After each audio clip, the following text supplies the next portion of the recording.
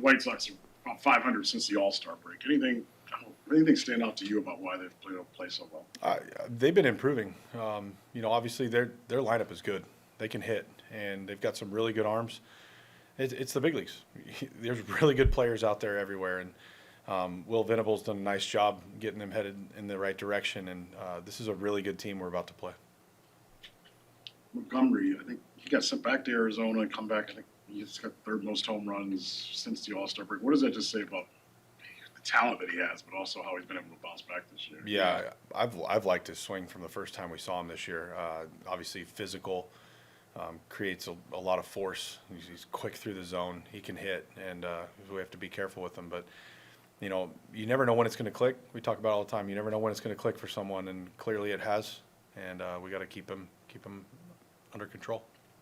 Spoken about it before, but now another team in the wild card race with the Astros. As complicated as that might get, how do you guys just stay focused on the task at hand? We don't worry about anybody else. We're here to win games for us, and as long as we keep winning games, that's all we can control. He's come out of the bullpen this year. Good, yeah. John's going to start on Sunday with Columbus, so he's feeling back to 100%. Do you buy into the notion that a team that is playing spoiler can play looser, freer than a team that's got something to lose? Yeah, if you allow it to. I think, I wouldn't say more so, but, when you're in September and, you're unfortunately not in the race, you get up for teams that are still in it. You want to play, you want to beat them, you want to spoil it. And especially with a roster full of young guys that are fighting for an opportunity for next year, there's a lot to play for. And, we know they're going to play us tough. They have ever since I've been here. They've always played us tough. So they may have a little extra motivation, but we do too. And we just have to control ourselves. We can't worry about the opponent. Let's talk about one rep. You never know what rep can get you going. When you have a big hit like Kiefer said last night, not saying there was anything wrong, but what can that do for confidence for your next step out of the next game? It 100% you can springboard that. When you're going through it a little bit like CJ has been the last few weeks, that one swing can remind you, yes, I can do this. I felt when everything's right, I felt it, and that can get you and get your confidence back. You get a big hit like that can propel your confidence hugely. And so we know CJ can hit. He's shown us already in his short stint here that he can hit, and one swing like that can definitely get you back feeling confident.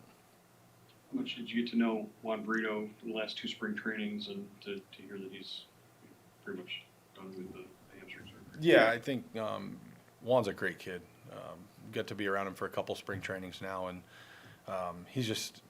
he works extremely hard. He's a really good player. He's had a tough season injury-wise, and I'm excited for Juan to get healthy and see him again next spring.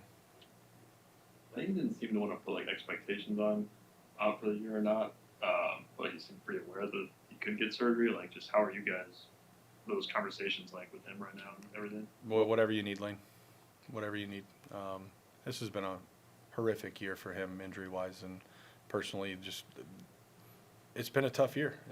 He just couldn't ever get healthy, and I feel for him.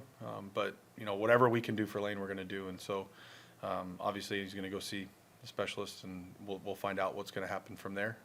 But Lane means the world to us. He's been a great teammate, despite not being on the field. He adds a ton of value to what we do, and we've missed him all year.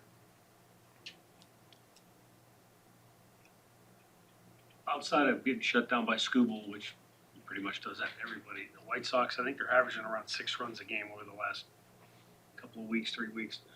Is there anything about their lineup that concerns you? Is it a lineup that's clicking up and down, or are there key guys that make them go? Yeah, I think that they've got key guys, obviously, like anyone does, but this is a really well-balanced lineup, and it's long.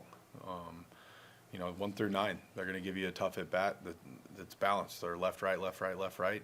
It's tough to get into a groove against them. And they've got good hitters. And so we have to make pitches, and we have to make the plays in the field. We've seen Tanner go deeper into his last few outings, but I imagine he's still probably hoping to get a little more consistent on the command and maybe the homers. What have you seen from him lately? If he's trending more back in a good direction? Yeah, I think the cutter's been better. He's been locating the cutter a lot better lately and getting the shapes and the movements that he wants with it. And really, that's probably his best pitch is the cutter. So when that thing's clicking, he's really, that's when he's on track. But his last outing in Tampa was phenomenal. Tanner has had an interesting year, to say the least. But his last few times out, he's definitely been trending in the right direction. Smith's now one of 6 pitchers in baseball since the beginning of August with 10 or more saves. How has he stepped up in this position that he's kind of been thrust into? Yeah, I mean, Cade's been one of our best relievers for the last 2 years, and that continues. And there's no situation too big for Cade. So he takes the ball and he goes into attacks, and the last week and a half, the split has just been back and been really good.